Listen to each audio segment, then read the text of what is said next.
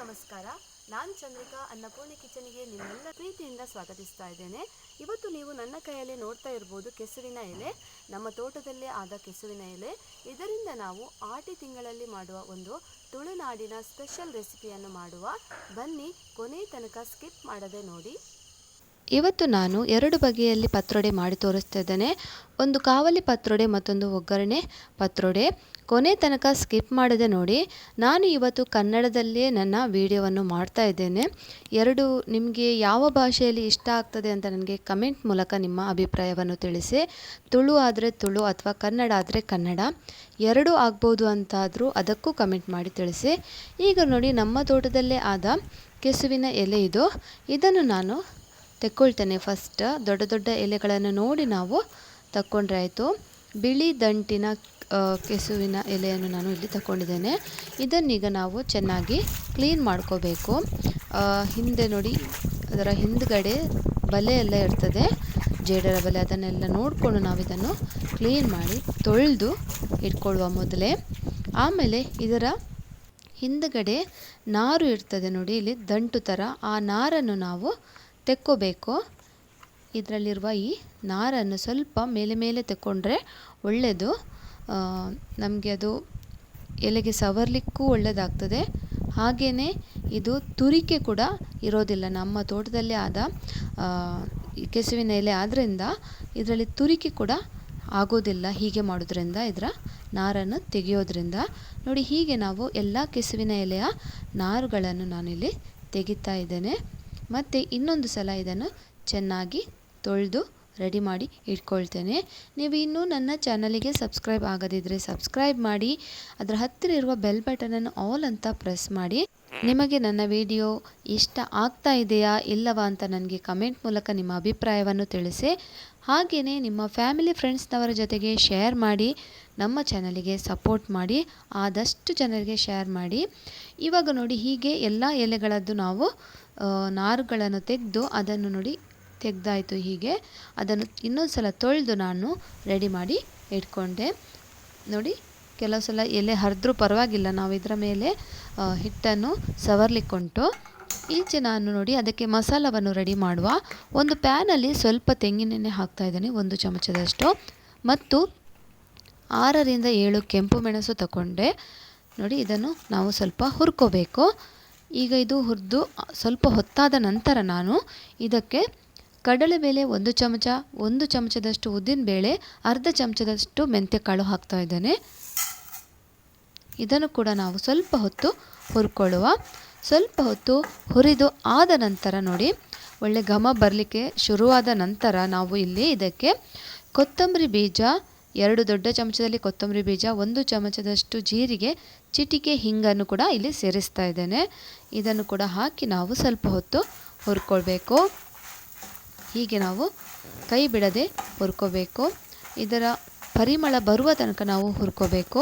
ಇವಾಗ ನಾನು ಇಲ್ಲಿ ಕರಿಬೇವಿನ ಸೊಪ್ಪು ಹಾಕ್ತಾ ಇದ್ದೇನೆ ಸ್ವಲ್ಪ. ಅದನ್ನು ಕೂಡ ಜೊತೆಗೆ ಚೆನ್ನಾಗಿ ಹುರ್ಕೊಳ್ಳುವ ನಾವು. ನೋಡಿ, ಒಳ್ಳೆ ಘಮ ಕೂಡ ಬರ್ತಾ ಉಂಟು. ಇವಾಗ ನಾವು ಇದನ್ನು ತಣ್ಣಗಾಗಲಿಕ್ಕೆ ಬಿಡಬೇಕು. ಈಗ ಗ್ಯಾಸ್ ಬಂದ್ ಮಾಡಿದೆ, ಇದು ತಣ್ಣಗಾಗಲಿ. ಇಲ್ಲಿ ನಾನು 1 ನಿಂಬೆ ಗಾತ್ರದಷ್ಟು ಹುಣಸೆ ಹುಳಿಯನ್ನು ನೀರಲ್ಲಿ ನೆನೆಸಿಟ್ಟಿದ್ದೆ ಮೊದಲೇ. 2 ತುಂಡು ಬೆಲ್ಲ, 1 ಕಪ್ ಆಗುವಷ್ಟು ತೆಂಗಿನ ತುರಿ, ಮತ್ತು ನಾವು ಹುರಿದಿಟ್ಟ ಮಸಾಲೆ ಕೂಡ ತಣ್ಣಗಾಗಿದೆ. 1 ಗ್ಲಾಸ್ ಆಗುವಷ್ಟು ಅಕ್ಕಿಯನ್ನು ಮೊದಲೇ ನೆನೆಸಿದ್ದೆ ನಾನು 2 ಗಂಟೆ ಮೊದಲು. ಇವೆಲ್ಲವನ್ನು ನಾವು ಒಂದು ಮಿಕ್ಸಿ ಜಾರಿಗೆ ಹಾಕಿ ನುಣ್ಣಗೆ ರುಬ್ಕೋಬೇಕು. ನೋಡಿ, ಅಕ್ಕಿಯನ್ನು ಕೂಡ ಹಾಕ್ತದೆ. ಒಂದು 2ರಿಂದ 3 ಸಲ ಚೆನ್ನಾಗಿ ತೊಳ್ಕೊಬೇಕು ಅಕ್ಕಿಯನ್ನು. ಆಮೇಲೆ ನೋಡಿ, ಅಕ್ಕಿಯನ್ನು ಸೇರಿಸಿ ಆದ ನಂತರ ನಾನು ಇದಕ್ಕೆ 1 ಕಪ್ ಆಗುವಷ್ಟು ತೆಂಗಿನ ತುರಿ, ಆಮೇಲೆ ಆ 2 ತುಂಡು ಬೆಲ್ಲ, ಮತ್ತು ನೆನೆಸಿಟ್ಟ ಹುಣಸೆ ಹಣ್ಣು, ಆಮೇಲೆ ನಾವು ಹುರಿದಿಟ್ಟ ಮಸಾಲೆಯನ್ನು ಸೇರಿಸಿಕೊಳ್ಳುವ. ಇದಕ್ಕೆ ಸ್ವಲ್ಪ ನೀರು ಹಾಕಿ ಗಟ್ಟಿಯಾಗಿ ರುಬ್ಕೋಬೇಕು. ತುಂಬ ತೆಳುವಾಗಿ ರುಬ್ಕೋಬಾರದು. ನೋಡಿ, ಇವೆಲ್ಲವನ್ನು ಒಂದು ಮಿಕ್ಸಿ ಜಾರಿಗೆ ಹಾಕಿ ನಾನು ಸ್ವಲ್ಪ ನೀರು ಸೇರಿಸಿ ನುಣ್ಣಗೆ ರುಬ್ಬಿ ತರ್ತೇನೆ. ಇವಾಗ ಸ್ವಲ್ಪ ಸಾಕು. ನಾನು ತುಂಬ ವೀಡಿಯೋಸ್ ಅಪ್ಲೋಡ್ ಮಾಡಿದ್ದೇನೆ, ಅದನ್ನು ಒಮ್ಮೆ ನೋಡಿ ಹೇಗಾಗಿದೆ ಅಂತ ತಿಳಿಸಿ. ನೋಡಿ, ಈಗ ಇದು ರುಬ್ಬಿ ತಂದಾಯಿತು. ಹಿಟ್ಟು ನೋಡಿ ಎಷ್ಟು ಹದ ಇರಬೇಕು, ನೋಡಿ ಎಷ್ಟು ದಪ್ಪ ಇರಬೇಕು, ತುಂಬ ತೆಳು ಆಗಬಾರ್ದು. ಇವಾಗ ನಾವು ಇದನ್ನೊಂದು ಪಾತ್ರೆಗೆ ಸೇರಿಸಿಕೊಳ್ಳುವ. ಇವಾಗ ಇದನ್ನೊಂದು ಪಾತ್ರೆಗೆ ನಾನು ಸೇರಿಸಿ ಇದಕ್ಕೆ ಉಪ್ಪು ಎಲ್ಲ ಸೇರಿಸಲಿಲ್ಲ, ಅದನ್ನು ನಾವು ಇವಾಗ ಇಲ್ಲಿ ಹಾಕ್ಕೋಬೇಕು. ಹದ ನೋಡಿ ಇಷ್ಟು ಗಟ್ಟಿಯಾಗಿ ಇರಬೇಕು ಹದ. ಇಲ್ಲಿ ನಾನು 1/4 ಚಮಚದಷ್ಟು ಅರಸಿನ ಹುಡಿ, ಆಮೇಲೆ 1/4 ಚಮಚದಷ್ಟು ಉಪ್ಪನ್ನು ಸೇರಿಸ್ತಾ ಇದ್ದೇನೆ. ಉಪ್ಪು ನಿಮ್ಮ ಅನುಸಾರ ಸೇರಿಸ್ಕೊಳ್ಳಿ. ಇದನ್ನು ನಾವು ಚೆನ್ನಾಗಿ ಹೀಗೆ ಬೆರೆಸ್ಕೋಬೇಕು. ನೋಡಿ, ಚೆನ್ನಾಗಿ ಬೆರೆಸ್ಕೋಬೇಕು. ತುಂಬ ಒಳ್ಳೆಯದಾಗ್ತದೆ ಫ್ರೆಂಡ್ಸ್. ಈ ಥರ ನೀವು ಪತ್ರೊಡೆ ಮಾಡಿದರೆ ನಿಮಗೆ ಮನೆಯವರಿಗೂ ಖುಷಿ ಆಗ್ತದೆ, ನಿಮಗೂ ತುಂಬ ಖುಷಿ ಆಗ್ತದೆ. ತಿನ್ನಲಿಕ್ಕೆ ಅಂತೂ ತುಂಬ ಟೇಸ್ಟಿಯಾಗಿ ಬರ್ತದೆ. 2 ಬಗೆಯ ಪತ್ರೊಡೆಯನ್ನು ನಾನು ಇಲ್ಲಿ ತೋರಿಸ್ತಾ ಇದ್ದೇನೆ. ಇವಾಗ ನಾವು ಈ ಹಿಟ್ಟನ್ನು ಕೆಸುವಿನ ಎಲೆಗೆ ಸವರ್ಕೋಬೇಕು. ಹೇಗೆ ಸವರೋದು ಅಂತ ತೋರಿಸ್ತೇನೆ ನೋಡಿ. ಇಲ್ಲಿ ನೋಡಿ, ಹೀಗೆ ನಾರನ್ನೆಲ್ಲ ಮೊದಲೇ ತೆಗೆದು ರೆಡಿ ಮಾಡಿ ಇಟ್ಕೊಂಡಾಗಿದೆ. ಇವಾಗ ನಾನು ಒಂದು ಬಾಳೆ ಎಲೆ ಮೇಲೆ ಕೆಸುವಿನ ಎಲೆಯನ್ನು ನೋಡಿ ಹೀಗೆ ನಾವು ಕೆಸುವಿನ ಎಲೆಯನ್ನು ಇಟ್ಟು ಅದರ ಮೇಲೆ ಈ ಹಿಟ್ಟನ್ನು ಹಾಕಿ ಚೆನ್ನಾಗಿ ಸವರ್ಕೋಬೇಕು. ಹಿಟ್ಟನ್ನು ಎಲೆಗೆ ತೆಳುವಾಗಿ ಸವರ್ಕೋಬೇಕು, ತುಂಬ ದಪ್ಪ ಬೇಡ, ಸ್ವಲ್ಪ ತೆಳುವಾಗಿ ನೀವು ಹೀಗೆ ಸವರ್ಕೊಳ್ಳಿ. ಆವಾಗ ನಮಗೆ ತುಂಬ ಟೇಸ್ಟಾಗಿ ಕೂಡ ಬರ್ತದೆ. ತುಂಬ ದಪ್ಪ ಆದರೆ ಅದು ಒಳ್ಳೆಯದಾಗೋದಿಲ್ಲ. ಹೀಗೆ ನೋಡಿ ಎಲ್ಲ ಕಡೆ ಬರುವ ಹಾಗೆ ನಾವು ಚೆನ್ನಾಗಿ ಹಿಟ್ಟನ್ನು ಸವರ್ಕೋಬೇಕು. ನೋಡಿ, ಹೀಗೆ ಎಲ್ಲ ಕಡೆ ಅದು ಬರಬೇಕು ಹಿಟ್ಟು. ಮತ್ತು ದೊಡ್ಡ ದೊಡ್ಡ ಎಲೆ ಸಿಕ್ಕಿದರೆ ತುಂಬ ಒಳ್ಳೆಯದು. ಸಣ್ಣ ಎಲೆಗಿಂತ ದೊಡ್ಡ ದೊಡ್ಡ ಎಲೆ ಸಿಕ್ಕಿದರೆ ತುಂಬ ಒಳ್ಳೆಯದಾಗ್ತದೆ ಪತ್ರೊಡೆ. ನೋಡಿ, ಈಗ ಇನ್ನೊಂದು ಎಲೆಯನ್ನು ಅದರ ಮೇಲೆ ನಾನು ಹೀಗೆ ಕವಚಿ ಹಾಕ್ತಾ ಇದ್ದೇನೆ. ಅದರ ಮೇಲೆ ಕೂಡ ನಾವು ಸ್ವಲ್ಪ ಹಿಟ್ಟನ್ನು ಹಾಕಿ ಎಲ್ಲ ಕಡೆ ನಾವು ಸವರ್ಕೋಬೇಕು. ನೋಡಿ, ಸ್ವಲ್ಪ ಸ್ವಲ್ಪ ಹಿಟ್ಟನ್ನು ಸೇರಿಸಿ ಹೀಗೆ ನಾವು ಸವರ್ಕೋಬೇಕು. ನಾವು ಹೀಗೆ ಇದನ್ನು ಸವರಿ ಈ ಥರ ನಾವು ಇದೇ ಒಂದು ಹಿಟ್ಟಲ್ಲಿ ನಾವು 2 ಬಗೆಯ ಪತ್ರೊಡೆಯನ್ನು ಹೇಗೆ ಮಾಡೋದು ಅಂತ ಇಲ್ಲಿ ನಾನಿವತ್ತು ತೋರಿಸ್ತಾ ಇದ್ದೇನೆ. ನೋಡಿ, ಎಲ್ಲ ಕಡೆ ಹೀಗೆ ಚೆನ್ನಾಗಿ ಹಿಟ್ಟನ್ನು ಬರಿಸ್ಕೋಬೇಕು. ಆಮೇಲೆ ಇನ್ನೊಂದು ಎಲೆಯನ್ನು ಇದರ ಮೇಲೆ ನಾನೀಗ ಇಡ್ತೇನೆ. ನೋಡಿ, ಹೀಗೆ ಇನ್ನೊಂದು ಎಲೆಯನ್ನು ಇಟ್ಟು ಕೂಡ ಅದಕ್ಕೆ ಕೂಡ ನಾವು ಹಾಗೆ ಸವರ್ಕೋಬೇಕು. ಮತ್ತು ಇದನ್ನು ನಾವು ಫೋಲ್ಡ್ ಮಾಡೋದು ಹೇಗೆ ಅಂತ ನೋಡಿ. ಅದು ಕೂಡ ತುಂಬ ಇಂಪಾರ್ಟೆಂಟು. ನಾವು ಫೋಲ್ಡ್ ಮಾಡುವ ರೀತಿ ಕೂಡ ನಮಗೆ ಅಷ್ಟೇ ಇಂಪಾರ್ಟೆಂಟು. ನೋಡಿ, ಈಗ ಇದನ್ನು ನಾನು ಫೋಲ್ಡ್ ಮಾಡ್ತಾ ಇದ್ದೇನೆ. ಈಗ ಇದು ಸವರಿ ಆದಮೇಲೆ ಹೀಗೆ ನಾವು ಫೋಲ್ಡ್ ಮಾಡಬೇಕು. ಆಮೇಲೆ ಅದಕ್ಕೂ ಸ್ವಲ್ಪ ಸ್ವಲ್ಪ ಹಿಟ್ಟನ್ನು ನಾವು ಸವರ್ಕೊಳ್ಳುವ ಹೀಗೆ. ಮತ್ತು 2 ಸೈಡ್ಗಳನ್ನು ನಾನು ಹೀಗೆ ಫೋಲ್ಡ್ ಮಾಡ್ತಾ ಇದ್ದೇನೆ. ಅದಕ್ಕೂ ನಾವು ಹಿಟ್ಟನ್ನು ಸವರ್ಕೊಳ್ಳುವ. ಅದಕ್ಕೂ ನಾವು ಹಿಟ್ಟನ್ನು ಸವರ್ಕೋಬೇಕು. ಆಮೇಲೆ ನಾವು ಇದನ್ನು ಚೆನ್ನಾಗಿ ಪ್ರೆಸ್ ಮಾಡಿ ಒತ್ತಿ, ನೋಡಿ ಹೀಗೆ ಒತ್ತಿ ಇದನ್ನು ಹೀಗೆ ರೋಲ್ ಮಾಡಬೇಕು. ಅದರ ಮೇಲೂ ಕೂಡ ನಾನು ಹಿಟ್ಟನ್ನು ಹೀಗೆ ಸವರ್ತಾ ಇದ್ದೇನೆ. ಹೀಗೆ ರೋಲ್ ಮಾಡ್ತಾ ನಾವು ಹಿಟ್ಟನ್ನು ಸ್ವಲ್ಪ ಸ್ವಲ್ಪ ಸವರ್ತಾ ರೋಲ್ ಮಾಡ್ತಾ ಹೋಗಬೇಕು. ನೋಡಿ, ಟೈಟಾಗಿ ನಾವು ಇದನ್ನು ರೋಲ್ ಮಾಡಬೇಕು. ತುಂಬ ಗಟ್ಟಿಯಾಗಿ ಹಿಡಿದು ರೋಲ್ ಮಾಡಬೇಕು. ನೋಡಿ, ಹೀಗೆ ನೀವು ಒಂದು ವೇಳೆ ಸಾಫ್ಟಾಗಿ ಅದನ್ನು ರೋಲ್ ಮಾಡಿದರೆ ನಾವು ಬೇಯಲಿಕ್ಕೆ ಇಡುವಾಗ ಅದು ಬಿಟ್ಕೊಳ್ತದೆ. ಹಾಗಾಗಿ ನಾವು ಒಂದಕ್ಕೊಂದು ಹಿಡ್ಕೋಬೇಕು. ಹಾಗಾಗಿ ನಾವು ಇದನ್ನು ಚೆನ್ನಾಗಿ ಹೀಗೆ ರೋಲ್ ಮಾಡಿ ಎಲ್ಲ ಕಡೆ ಮಸಾಲವನ್ನು ತಾಗಿಸಿ ಇಡಬೇಕು.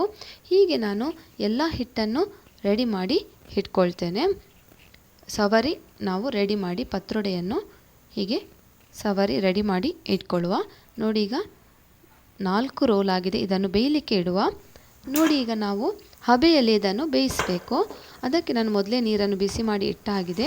ಇವಾಗ ನಾನು ಇಡ್ಲಿ ಪಾತ್ರೆಯ ಮೇಲೆ ಒಂದು ಎಲೆಯನ್ನಿಟ್ಟು ಅದರಲ್ಲಿ ನಾನು ಈ ರೆಡಿ ಮಾಡಿಟ್ಟ ರೋಲ್ಗಳನ್ನು ನಾನು ಇಡ್ತಾ ಇದ್ದೇನೆ. ಒಂದೊಂದಾಗಿ ನಾವು ಇಡಬೇಕು. ಆಮೇಲೆ ಇದನ್ನು 30 ನಿಮಿಷ ಫುಲ್ ಫ್ಲೇಮಲ್ಲಿ ಬೇಯಿಸಬೇಕು. 30 ನಿಮಿಷ ನಾವು ಹೈ ಫ್ಲೇಮಲ್ಲಿ ಬೇಯಿಸಬೇಕು. ನೋಡಿ, ಹೀಗೆ ಒಂದೊಂದಾಗಿ ನಾವು ಪತ್ರೊಡೆಯನ್ನು ಇಟ್ಟು ಬೇಯಿಸುವ. ಆಟಿ ತಿಂಗಳಲ್ಲಿ ಇದು ಒಂದು ವಿಶೇಷ. ನಾವು ಎಲ್ಲರೂ ತುಳುನಾಡಿನವರಿಗೆ ಗೊತ್ತೇ ಉಂಟು. ನಾವು ಆಟಿ ತಿಂಗಳಲ್ಲಿ ಇದನ್ನು ಮಾಡೇ ಮಾಡ್ತಾರೆ ಎಲ್ಲರ ಮನೆಯಲ್ಲಿ. ನೋಡಿ, ಈಗ ಇದನ್ನು ಮುಚ್ಚಳ ಮುಚ್ಚಿ ನಾವು ಅರ್ಧ ಗಂಟೆ ಬೇಯಿಸಬೇಕು, 30 ನಿಮಿಷ. ನೋಡಿ, 30 ನಿಮಿಷ ಆದ ನಂತರ ನೋಡಿ ನಮ್ಮ ಈಗ ಪತ್ರೊಡೆ ಬೆಂದಿದೆ. ಇದನ್ನು ನಾವು ಈಗಲೇ ತೆಗಿಬಾರ್ದು. ಇದು ಕಂಪ್ಲೀಟಾಗಿ ತಣ್ಣಗಾಗಬೇಕು. ಆಮೇಲೆ ನಾವು ಇದನ್ನು ತೆಗಿಬೇಕು. ಅಲ್ಲಿವರೆಗೆ ನೋಡಿ ನಾನು ಸ್ವಲ್ಪ ಓರೆಯಾಗಿ ಮುಚ್ಚಳ ಮುಚ್ಚಿಟ್ಟಿದ್ದೆ. ಇವಾಗ ನೋಡಿ ಇದು ಕಂಪ್ಲೀಟಾಗಿ ತಣ್ಣಗಾಗಿದೆ ನೋಡಿ. ಇವಾಗ ನಾವು ಇದನ್ನು ತೆಕ್ಕೊಳ್ಳುವ ಹೊರಗಡೆ. ನೋಡಿ ಎಷ್ಟು ಚೆನ್ನಾಗಿ ಬಂದಿದೆ ನಮ್ಮ ಪತ್ರೊಡೆ. ಇವಾಗ ಇದನ್ನು ನಾವು ಕಾವಲಿ ಪತ್ರೊಡೆ ಹೇಗೆ ಮಾಡೋದು ಅಂತ ನೋಡೋಣ. ಈಗ ನಾನು ಒಂದು ರೋಲನ್ನು ತಗೊಂಡಿದ್ದೇನೆ. ಇದನ್ನೀಗ ನಾನು ಕಟ್ ಮಾಡ್ತೇನೆ ನೋಡಿ. ಹೀಗೆ ರೋಲ್ ಆಗಿ ನಾವು ಕಟ್ ಮಾಡ್ಕೋಬೇಕು ನೋಡಿ. ಹೀಗೆ ಎಲ್ಲವನ್ನು ನಾನೀಗ ಇಲ್ಲಿ ಕಟ್ ಮಾಡಿ ತಗೊಳ್ತೇನೆ. ಮ್ಯಾಂಗ್ಳೂರ್ ಸ್ಪೆಷಲ್ ಅಂತಲೇ ಹೇಳ್ಬೋದು ನಮ್ಮ ಪತ್ರೊಡೆ. ಮ್ಯಾಂಗ್ಳೂರು ಉಡುಪಿಯವರಂತೂ ಇದನ್ನು ಖಂಡಿತವಾಗಿಯೂ ಪ್ರತಿಯೊಬ್ಬರ ಮನೆಯಲ್ಲಿ ಆಟಿ ತಿಂಗಳಲ್ಲಿ ಅಂದರೆ ಆಷಾಢ ತಿಂಗಳಲ್ಲಿ ಮಾಡೇ ಮಾಡ್ತಾರೆ ನೋಡಿ. ಹೀಗೆ ಎಲ್ಲವನ್ನು ನಾನು ಇಲ್ಲಿ ಕಟ್ ಮಾಡಿ ಇಟ್ಕೊಂಡು ಆಯಿತು. ಇವಾಗ ನಾವಿದನ್ನು ಕಾವಲಿಯಲ್ಲಿ ಕಾಯಿಸಬೇಕು. ಅದನ್ನು ನಾನು ಹೇಗೆ ಮಾಡೋದು ಅಂತ ನೋಡಿ. ಈಗ ನೋಡಿ ಹೀಗೆ ಕಟ್ ಮಾಡಿ ಇಟ್ಟಾಯಿತು. ಇವಾಗ ನಾವು ಗ್ಯಾಸ್ ಮೇಲೆ ಒಂದು ಕಾವಲಿ ಇಟ್ಟೆ ನೋಡಿ. ಅದಕ್ಕೆ ಸ್ವಲ್ಪ ಎಣ್ಣೆ ಹಾಕ್ತಾ ಇದ್ದೇನೆ ಇಲ್ಲಿ ನೋಡಿ. ಸ್ವಲ್ಪ ಎಣ್ಣೆ, ನಾನಿಲ್ಲಿ ತೆಂಗಿನೆಣ್ಣೆ ಬಳಸ್ತಾ ಇದ್ದೇನೆ. ಎಣ್ಣೆ ಬಿಸಿಯಾದ ನಂತರ ನಾವು ಕಟ್ ಮಾಡಿ ಇಟ್ಟ ಈ ಪತ್ರೊಡೆಯನ್ನು ಒಂದೊಂದಾಗಿ ನೋಡಿ ಹೀಗೆ ಎಣ್ಣೆಯಲ್ಲಿ ಇಟ್ಟು ಬಿಡುವ. ಮೀಡಿಯಮ್ ಫ್ಲೇಮಲ್ಲಿ ಗ್ಯಾಸ್ ಇಡಬೇಕು. ಎಣ್ಣೆ ಬಿಸಿಯಾಗಿದೆ. ಇವಾಗೆಲ್ಲ ಪತ್ರೊಡೆಯನ್ನು ನಾವು ಕಟ್ ಮಾಡಿದ್ದನ್ನು ಹೀಗೆ ಇಡಬೇಕು ನೋಡಿ. ಹೀಗೆ ಮಾಡಿದರೆ ತುಂಬ ಒಳ್ಳೆಯದಾಗ್ತದೆ ತಿನ್ನಲಿಕ್ಕೆ ಕಾವಲಿ ಪತ್ರೊಡೆ. ಇವಾಗ ನೋಡಿ ನಾವು ಇದನ್ನು ಸ್ವಲ್ಪ ಕಾದ ನಂತರ ಎರಡೂ ಬದಿಯಲ್ಲಿ ಚೆನ್ನಾಗಿ ಕಾಯಿಸಬೇಕು. ಇದನ್ನು ಎರಡೂ ಬದಿಗೆ ನಾವು ಇದನ್ನು ಚೆನ್ನಾಗಿ ಕಾಯಿಸಬೇಕು ನೋಡಿ. ಸ್ವಲ್ಪ ಹೊತ್ತಾದ ನಂತರ ಇದನ್ನು ನಾವು ತಿರುಗಿಸಿ ಹಾಕುವ ನೋಡಿ. ಮಗುಚಿ ಹಾಕಬೇಕು.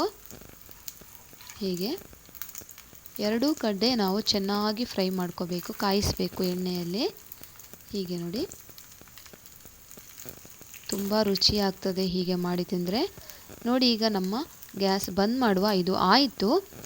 ಈಗ ನೋಡಿ ನಮ್ಮ ಕಾವಲಿ ಪತ್ರೊಡೆ ಹೇಗೆ ಆಗಿದೆ ನೋಡಿ. ತುಂಬ ಚೆನ್ನಾಗಿ ಬಂದಿದೆ, ಅಷ್ಟೇ ರುಚಿಕರ ಕೂಡ ಆಗಿದೆ.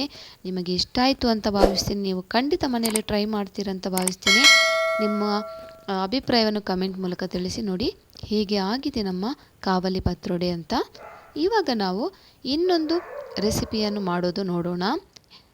ಈಗ ಒಗ್ಗರಣೆ ಪತ್ರೊಡೆ ನೋಡಿ. ನಾನು ಇನ್ನೊಂದು ರೋಲನ್ನು ತಗೊಂಡೆ. ಅದನ್ನು ನೋಡಿ ಹೀಗೆ ಕಟ್ ಮಾಡ್ಕೋಬೇಕು. ನಾವು ಎಲೆಕೋಸನ್ನು ಕಟ್ ಮಾಡುವ ರೀತಿಯಲ್ಲಿ ಇದನ್ನು ಕಟ್ ಮಾಡ್ಕೋಬೇಕು. ಕ್ಯಾಬೇಜ್, ಎಲೆಕೋಸು ಅಂದರೆ ಕ್ಯಾಬೇಜ್ ಕಟ್ ಮಾಡುವ ರೀತಿಯಲ್ಲಿ ನಾವಿದನ್ನು ಕಟ್ ಮಾಡ್ಕೋಬೇಕು. ಇದು ಕೂಡ ತುಂಬ ರುಚಿಯಾಗ್ತದೆ ನಮ್ಮ ಒಗ್ಗರಣೆ ಪತ್ರೊಡೆ. ಇದು ನಮ್ಮ ಉಡುಪಿಯ ಫೇಮಸ್ ರೆಸಿಪಿ ಅಂತಲೇ ಹೇಳ್ಬೋದು, ಒಗ್ಗರಣೆ ಪತ್ರೊಡೆ. ಇವಾಗ ಇದನ್ನು ನಾನು ಕ್ಯಾಬೇಜ್ ರೀತಿಯಲ್ಲೇ ಕಟ್ ಮಾಡ್ಕೊಳ್ತೀನಿ ನೋಡಿ. ಹೀಗೆ ಇದಂತೂ ಸಣ್ಣ ಮಕ್ಕಳಿಂದ ಹಿಡಿದು ದೊಡ್ಡವರಿಗೂ ತುಂಬ ಇಷ್ಟ ಆಗ್ತದೆ. ನನ್ನ ಫೇವ್ರೆಟ್ ಇದು. ನೀವು ಕೂಡ ಒಮ್ಮೆ ಈ ರೀತಿ ಮಾಡಿ ಮತ್ತು ನಿಮ್ಮ ಅಭಿಪ್ರಾಯವನ್ನು ನನಗೆ ತಿಳಿಸಿ. ಇವಾಗ ನೋಡಿ ಹೀಗೆ ನಾವು ಕಟ್ ಮಾಡಿ ನೋಡಿ ಹೀಗೆ ಬರ್ತದೆ. ಈಗೆಲ್ಲ ಇದನ್ನು ಕಟ್ ಮಾಡಿ ರೆಡಿ ಮಾಡಿ ಇಟ್ಟಾಯಿತು ನೋಡಿ ನಾನಿಲ್ಲಿ. ಇದು ಕೂಡ ತುಂಬ ಸುಲಭ ನೋಡಿ. ಪತ್ರೊಡೆ ಸವರಿ ನಾವು ಎರಡು ಬಗೆಯ ತಿಂಡಿಯನ್ನು ಒಂದೇ ಎಲೆಗೆ ಸವರಿ ಮಾಡಬಹುದು ಅಂತ ನಾನಿಲ್ಲಿ ಹೇಳಿಕೊಡ್ತಾ ಇದ್ದೇನೆ. ಇವಾಗ ನೋಡಿ ಇದನ್ನು ಈಗ ಕಟ್ ಮಾಡಿ ಇಟ್ಕೊಂಡಾಯಿತು. ಇದನ್ನು ಸೈಡಲ್ಲಿ ಇಡುವ. ಒಂದು ಬಾಣಲೆಗೆ ಸ್ವಲ್ಪ ತೆಂಗಿನೆಣ್ಣೆ, 1 ಚಮಚದಷ್ಟು ತೆಂಗಿನೆಣ್ಣೆ, ಒಂದು ಅರ್ಧ ಚಮಚದಷ್ಟು ತುಪ್ಪವನ್ನು ಹಾಕ್ತಾ ಇದ್ದೇನೆ. ನೀವು ಬೇಕಾದರೆ ತುಪ್ಪದಲ್ಲಿ ಕೂಡ ಮಾಡ್ಕೋಬಹುದು, ತುಂಬ ರುಚಿ ಆಗ್ತದೆ. ಇದಕ್ಕೆ ನಾನು 1 ಚಮಚದಷ್ಟು ಉದ್ದಿನಬೇಳೆ ಹಾಕ್ತಾ ಇದ್ದೇನೆ ಸಣ್ಣ ಚಮಚದಲ್ಲಿ. ಅದೇ ಸಣ್ಣ ಚಮಚದಲ್ಲಿ 1 ಚಮಚ ಆಗುವಷ್ಟು ಸಾಸಿವೆ ಹಾಕಿ ನಾವಿದನ್ನು ಸ್ವಲ್ಪ ಹೊತ್ತು ಹುರ್ಕೋಬೇಕು. ಸಾಸಿವೆ ಸಿಡಿಲಿಕ್ಕೆ ಸ್ಟಾರ್ಟ್ ಆಯಿತು ನೋಡಿ. ಇವಾಗ ನಾನು ಒಂದು ಕೆಂಪು ಮೆಣಸನ್ನು ಕಟ್ ಮಾಡಿ ಹಾಕ್ತಾ ಇದ್ದೇನೆ. ಆಮೇಲೆ ಸ್ವಲ್ಪ ಕರಿಬೇವಿನ ಸೊಪ್ಪನ್ನು ಕೂಡ ಇಲ್ಲಿ ಸೇರಿಸ್ತಾ ಇದ್ದೇನೆ. ಇದನ್ನು ಕೂಡ ನಾವು ಸ್ವಲ್ಪ ಹೊತ್ತು ಹುರ್ಕೊಳ್ಳುವ. ಈಗ ಒಂದು ಈರುಳ್ಳಿಯನ್ನು ಕಟ್ ಮಾಡಿ ಹಾಕ್ತಾ ಇದ್ದೇನೆ. ಅದನ್ನು ಕೂಡ ನಾವು ಸ್ವಲ್ಪ ಹೊತ್ತು ಹುರಿದ್ರೆ ಸಾಕು. ಸ್ವಲ್ಪ ಈರುಳ್ಳಿ ಬಾಡಿದ್ರೆ ಸಾಕು, ಜಾಸ್ತಿ ಏನು ಫ್ರೈ ಮಾಡೋದು ಬೇಕಾಗಿಲ್ಲ. ಇವಾಗ ನೋಡಿ ಇದನ್ನು ನಾವು ಸ್ವಲ್ಪ ಹೊತ್ತು ಹುರಿದಾದ ನಂತರ ನಾವು ಕಟ್ ಮಾಡಿ ಇಟ್ಟ ಪತ್ರೊಡೆಯನ್ನು ಇದಕ್ಕೆ ಸೇರಿಸ್ಕೋಬೇಕು ನೋಡಿ. ಇದನ್ನು ಕೂಡ ನಾವು ಚೆನ್ನಾಗಿ ಒಗ್ಗರಣೆಯ ಜೊತೆ ಹೀಗೆ ಬೆರೆಸ್ಕೋಬೇಕು. ತುಂಬ ಜಾಸ್ತಿ ಇದು ಮಾಡಬೇಡಿ, ಹೀಗೆ ಮೆಲ್ಲನೆ ಇದನ್ನು ಒಗ್ಗರಣೆ ಜೊತೆ ನಾನು ಈಗ ಬೆರೆಸ್ಕೊಂಡಾಯಿತು. ಇವಾಗ 1 ಹಿಡಿಯಷ್ಟು ತೆಂಗಿನ ತುರಿಯನ್ನು ನಾನಿಲ್ಲಿ ಸೇರಿಸ್ತಾ ಇದ್ದೇನೆ. ಒಂದು ಹಿಡಿ ಸಾಕು. ಇದನ್ನು ಕೂಡ ನಾವು ಚೆನ್ನಾಗಿ ಬೆರೆಸ್ಕೋಬೇಕು. ಇವಾಗ ಇಲ್ಲಿ ನೀವು ನಿಮಗೆ ಬೆಲ್ಲ ಬೇಕಾದರೆ ಬೆಲ್ಲ ಸೇರಿಸ್ಬೋದು. ನಾನು ಇಲ್ಲಿ ಸಕ್ಕರೆಯನ್ನು ಸೇರಿಸ್ತೇನೆ. 1 ಚಮಚದಷ್ಟು ಸಕ್ಕರೆ, ಜಾಸ್ತಿ ಬೇಡ, ಸಾಕು ಅಷ್ಟೇ. ಬೇಕಾದ್ರೆ ನೀವು ಬೆಲ್ಲ ಕೂಡ ಸೇರಿಸ್ಕೋಬೋದು, ಸಕ್ಕರೆ ಬೇಡ ಅನ್ನೋರು. ಸ್ವಲ್ಪ ಉಪ್ಪನ್ನು ಕೂಡ ಸೇರಿಸಿದೆ.